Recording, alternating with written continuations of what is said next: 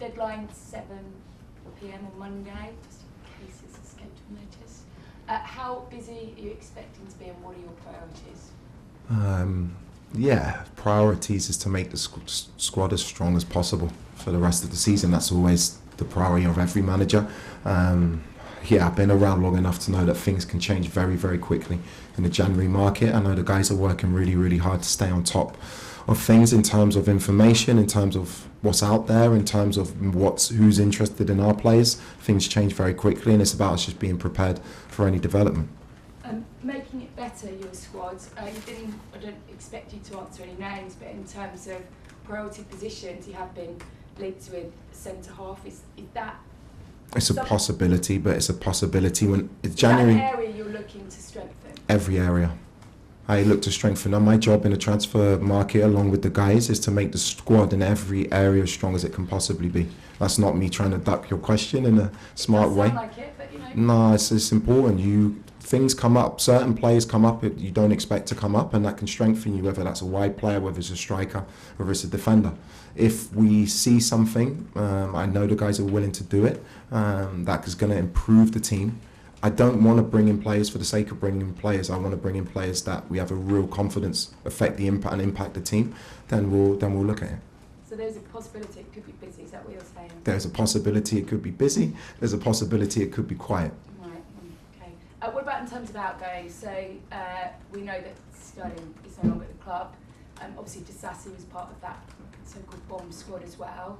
What's the progress on him? Are you expecting him to move on? Because he's clearly we understand that there is a deal to take him away. Yeah, for Axel, I'm delighted. I don't like the term bomb squad. I don't like it. They're players, they're human beings. So for me, he's been very, very good in training. He's trained with us. I think every player wants the opportunity to go and play football. That's why they do it. So if anything comes up for Axel that's interesting for him and his career, then we'll look at it. Is he close to going? Not at the moment. Not at the moment. And in terms of some of your younger players, I mean, you've seen the benefit of Strasbourg of having those players on loan to sort of find their feet elsewhere. So we've got sort of Ajimpong, George, and maybe you. Any of those guys that haven't played an awful lot under you? Are you looking at maybe sending those out on loan? Because I guess. No, it does. You look at each player in individual, as an individual, what's right for their career. So Mark, he's at the moment, Liam and Zhao are playing really, really well, but we need cover in that area of the pitch, and Mark was fantastic for me against Arsenal. Tyreek, unfortunately for him, hasn't had many minutes, so that's a different individual situation for him. Josh is an outstanding player. I want Josh with me. So they're all individual things. You can't put the three of them together. Okay, and just finally for me then, a little bit of team news, and we've managed to get through the first 5 minutes without a Cole Palmer question. That's good. So, how did he come through the 45 minutes, and when do you feel that you might start getting a 90 out of him? Well, I think how he came through with 2 assists and an outstanding performance. But I mean afterwards, in terms of reaction to injury, whether or not he's absolutely ready fine. to go again, and can you start getting 90 out of him? Because I'm sure that's what he wants. That's what he wants. That's what I want. But yeah, he's available to start tomorrow. So really, really happy about that. Like how many player being available to start. I want to make sure the players, when Cole or Romeo Lavia or Enzo Fernandez is at the top level, they're top players, and we want to make sure they're at their top level, and I think Cole showed really good signs of that on Wednesday night. And he's happy after? He's always happy. Thanks, Gail. For Charlie? Hi Liam, Hi. you just mentioned Enzo Fernandez. It will be nearly 3 years to the day that Chelsea signed him this weekend. You mentioned he is a top player when he's fully fit. How much better of a player do you think he can get? It's a great question. He's already an outstanding, world-class player. He's not surprised me, but it's been amazing to get to know him. He's a winner. Obviously, he's done incredible things already in his young career, but you can understand why, because his standards, his habits in training, he wants to learn, he asks tactical questions. That's why he is the player that he is, and that's the reason why he'll keep improving. And while I'm here, I'm really excited to see what we can get out of him, because he's a magnificent guy and a top player. There's a lovely moment between you and Joao Pedro after the Napoli win, caught on camera. You were doing the interview with Chelsea TV, and then you come up behind him and he said, Gaffer's great, and it's a nice moment. He has to be fair, to stay in the team. It was just a nice moment that perhaps fans don't normally get to see, and I suppose we don't get to see. So How would you describe your connection with the players a couple of weeks in, and what would you say has been the best part of this job so far? It's probably better to ask them what they think of me. When you're your manager, you probably know 20% of the full story. I feel very happy here. The players have been a delight to work with. I think they're really engaged. I think they're showing a real belief in what we're trying to do together. But I think winning helps, to be honest. Winning helps your message as a coach, and we have to keep doing our very, very best to win games. But so far, I can't say a bad thing about them as a group. They're young, they're talented, they're gifted, but they want to learn and they want to improve, and they're really good signs. And in terms of West Ham tomorrow, they've obviously seen an upturn in results in recent weeks, a couple of tactical changes in the last couple of games, and of course they've added Adama Traore to their squad. How do you expect to see them set up and play, and where do you think this game could be won and lost for your team? No, I'm not surprised Nuno has put his stamp on the team. All of his teams have always been really well organised without the ball, whether that's a 4-4-2 shape or a 5-4-1 without the ball, and they've always been very good in transition moments, and Bowen and Somerville are real threats for them. Something we've spoken about. For me, tomorrow is the biggest game of the season. It's very simple. I'm going to find out so much. We're in a good place.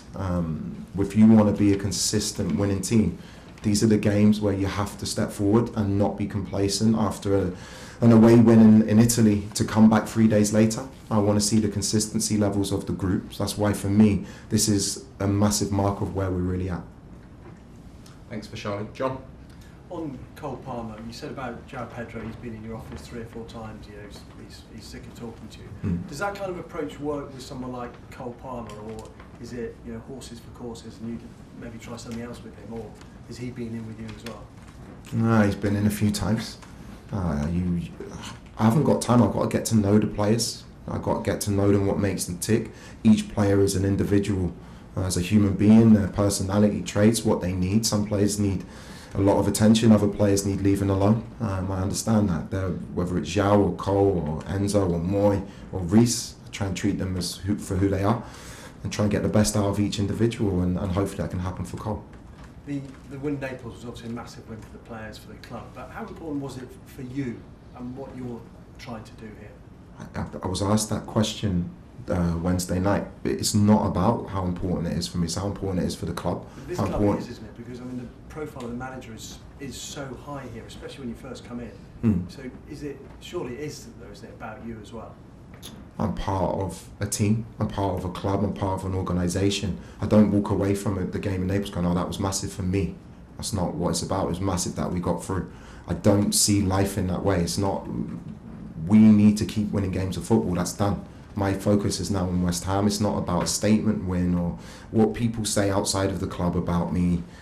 Doesn't make any difference. I want to win each game that we play, or what people think. And the way you make people like you is to win. And just a final one on the transfers. How does it work? Do you go to the sporting directors and say, I'd like this, this and this?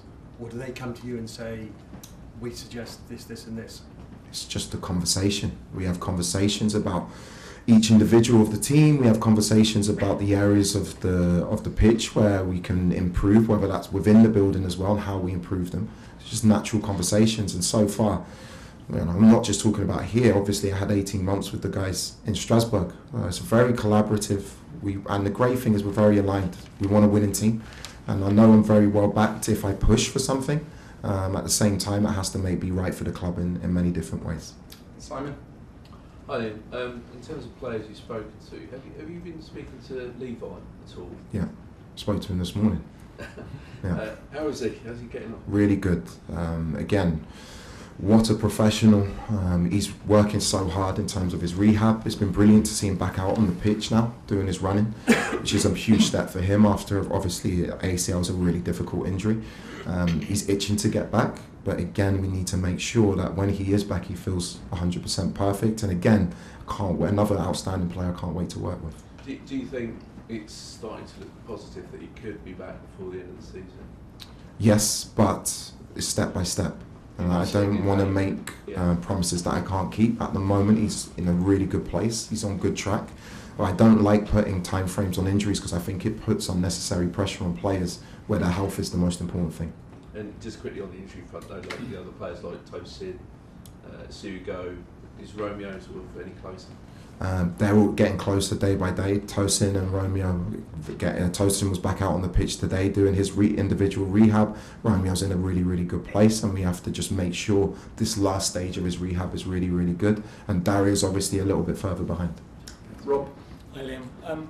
With João Pedro, you've said he's been spending a lot of time in the office with you. Can you tell us a bit more about what sort of things you've been helping him with, or what you would like to see more from him then? And because he's been maybe one of the most improved players since you. Nice. João's an outstanding, magnificent footballer. We know of his talent level, his ability, and he's still very, very young.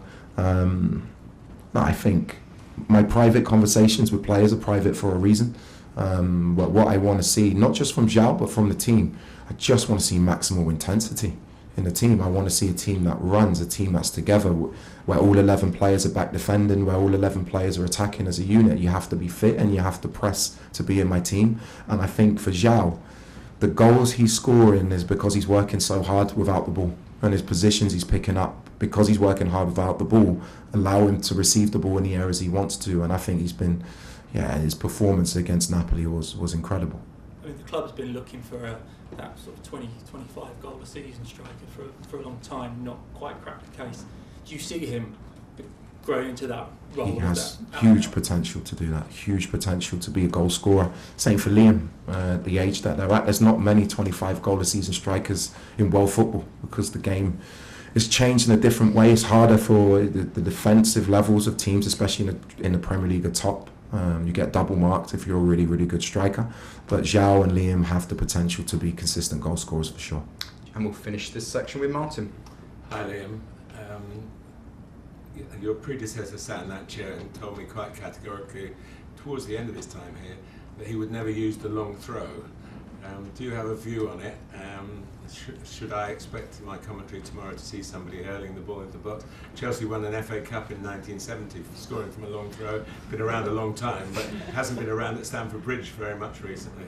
Well, I think I need to find someone in my squad who can throw it long first, judging from training. No, my job. But you don't have an anti-feeling about it as a tactic? No. Football, the beautiful thing about football, you can play in so many different ways. There's no right or wrong way. Every team has their own way of playing. Every coach has his own idea. But for me, I just want to help the team win. If it comes from a long throw, great. If it doesn't, great, but we win. So I'm not going to rule anything out. But like I said, I haven't seen any of our players be able to throw it more than 10 yards so far. The other question is about Cole Palmer. Another one. No, but this is slightly different. You're a very bright young manager. Do you think football needs to do something at Premier League level? Because you're having to get a player fit by playing him in the first team. There's no other way, there's no reserve team like it used to be when your dad was playing, where you could play a couple of games and players would come and say, can I have a couple of games in the reserves to get right? So in doing that, you're actually taking a berth from a fit player to try and get another player fit. Do you understand what I mean? I understand. No, I think for a player to start at this level, there has to be a level of fitness. In Cole's case, we've spoken a lot about Cole. I understand the reasons why certain things have happened, and since I've come in, it's been mainly him has been top in terms of the feedback he's given, and he wants to play football. He wants to play every minute of every game. That's what makes him the special talent that he is. But what we have to do is make it clear to the players when we and I make decisions, it's in their best interests, and I think they're starting to understand that.